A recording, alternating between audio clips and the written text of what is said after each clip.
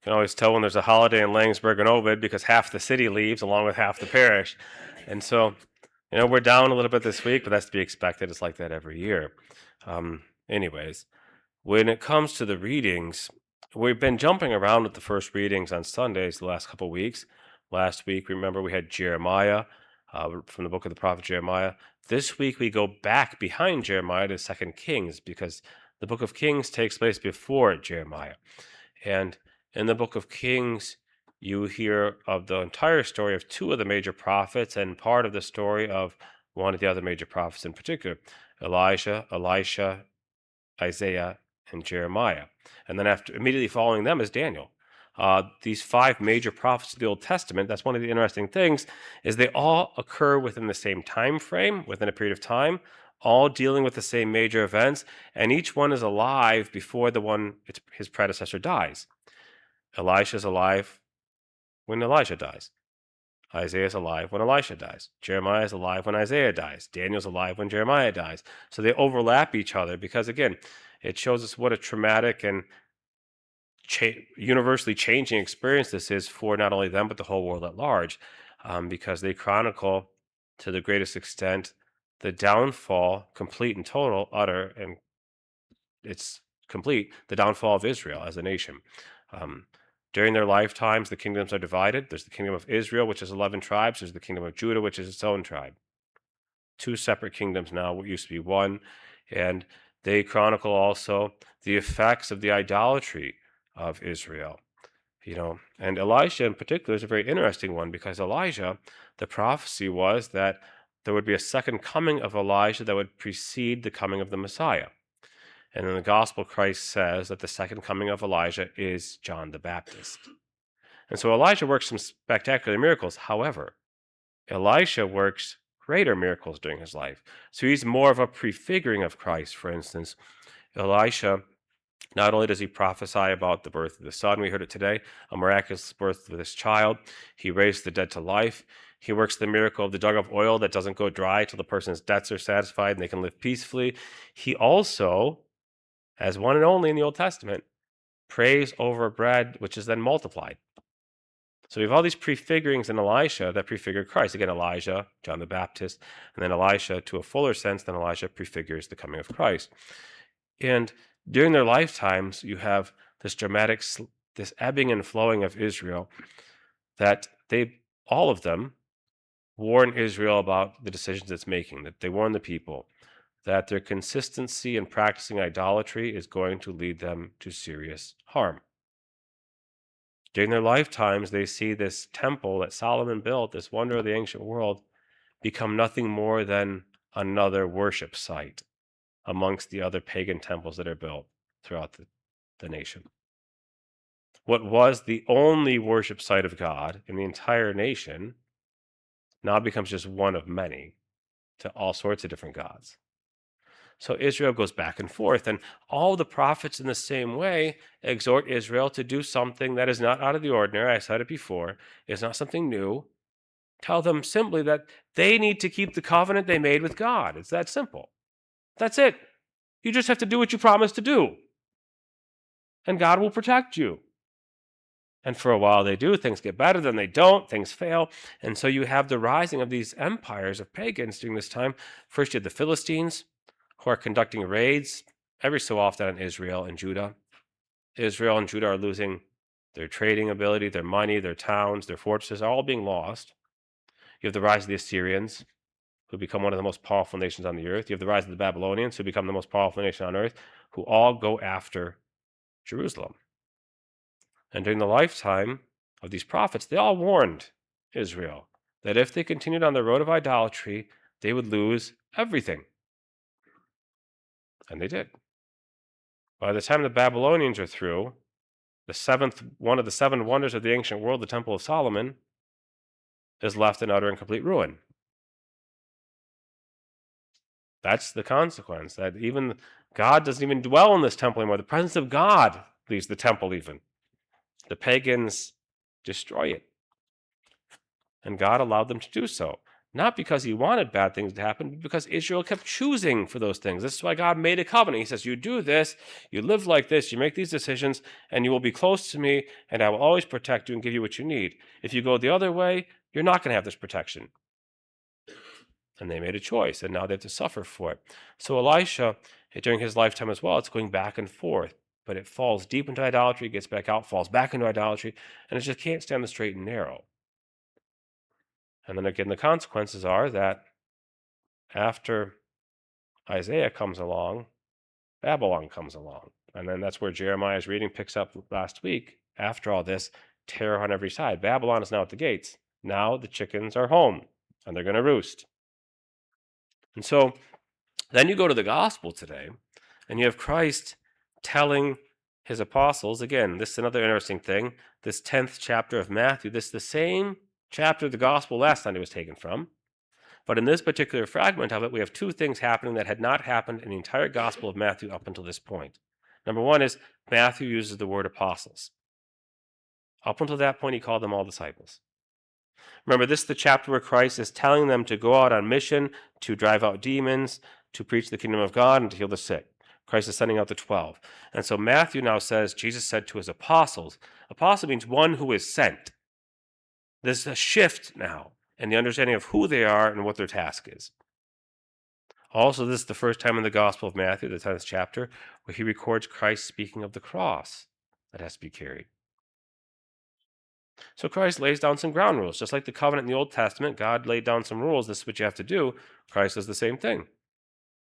Whoever loves father and mother more than me is not worthy of me. Whoever loves son or daughter more than me is not worthy of me. Whoever doesn't take up his cross and follow me is not worthy of me. Notice how he does not say that we shouldn't love those people at all.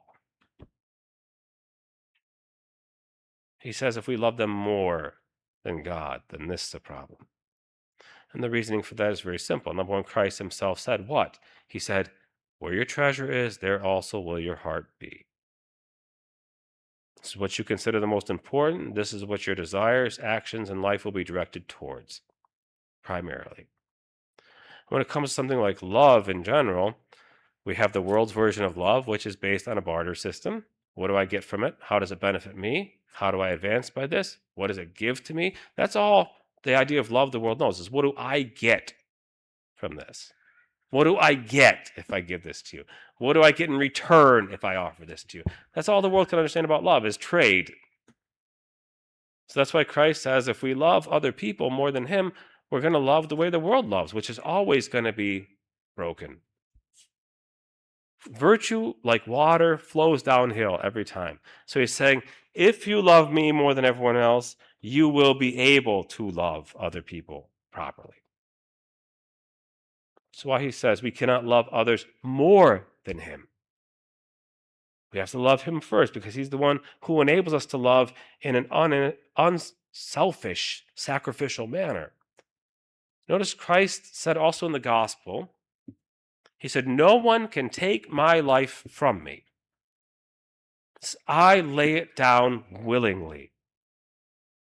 This is what Christ's love is doing. It's giving, giving, giving. It's not what do I get from it, it's how much more can I give for the sake of these people.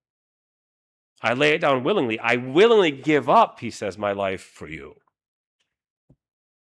That's how different his love is than the world's. It doesn't ask, what do I get in return? It asks constantly, how much more can I give? And that's why he says I have to learn to love him first because he teaches me to love in the same way. He's the source of that love.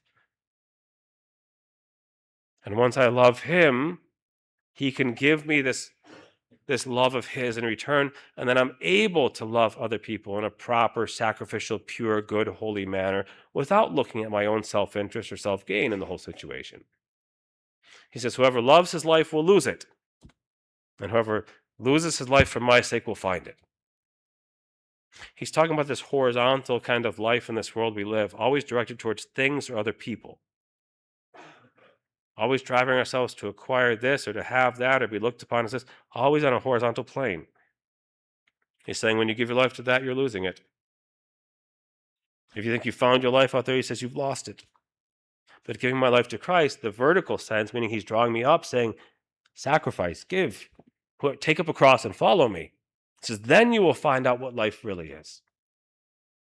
How beautiful it really is, how glorious it really can be. It says, only when you're willing to let go of this life in the world that they keep proposing and give it to me. Now, St. Thomas Aquinas once wrote that the first thing necessary to go to heaven is the desire to go there. That one first has to want it before one can achieve it. There has to be a desire. And that ties into what Christ said. Where are your treasures, there your heart will be.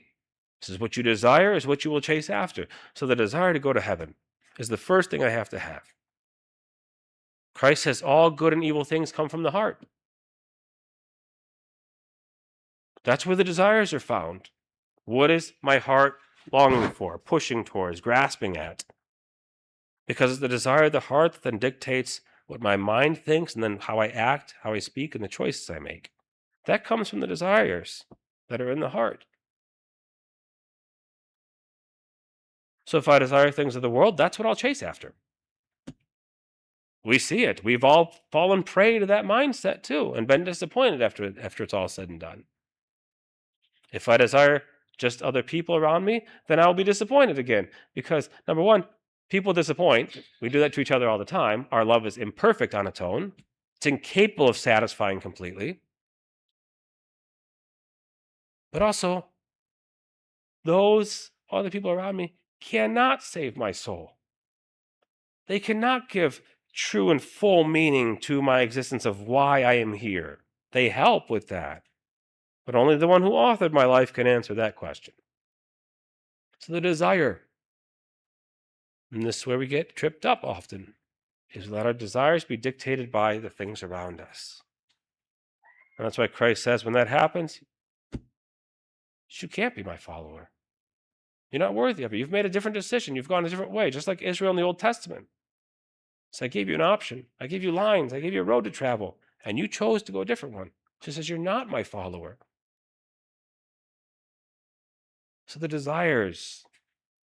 And so that begs the question for each of us. And I know it's a hard one to ask and even a more embarrassing one sometimes and hard to answer for us, even if we're just speaking to ourselves. Within the last week, how often did I really truly desire to end my life in heaven, to get there, to make that the goal of my life? How often was my desire actually to love God first and foremost, above all things and in all things? In truth, how often this last week did I desire to get to heaven? Because that'll tell us a lot. Because where my heart is, that's what I'm aiming for. That's what my goal is. That is what the meaning of my existence becomes. And so Christ tells us that if we deny him here, he'll deny us before the Father. He says, you made a choice, I will honor that choice for you. But he says, if you acknowledge me here, if you follow me, I will acknowledge you before my heavenly Father. And so the desire that then dictates my actions, my thoughts, my speech, my prayer or lack thereof, is all influenced by what my heart is desiring at this time.